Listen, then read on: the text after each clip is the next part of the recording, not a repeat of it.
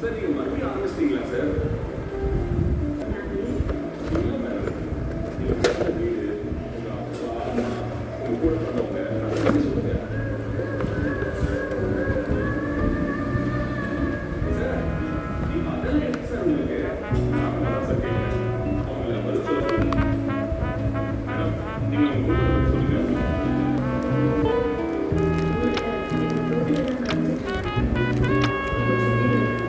சென்னையில எங்க இருக்காங்க?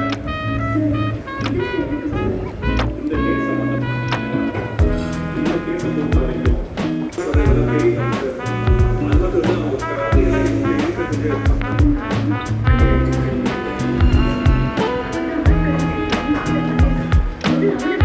தங்கச்சி, பாட்டி, அது என்ன பத்தி சரியா நீங்க இப்ப ஆஸ்பத்திரியில இருக்கீங்க.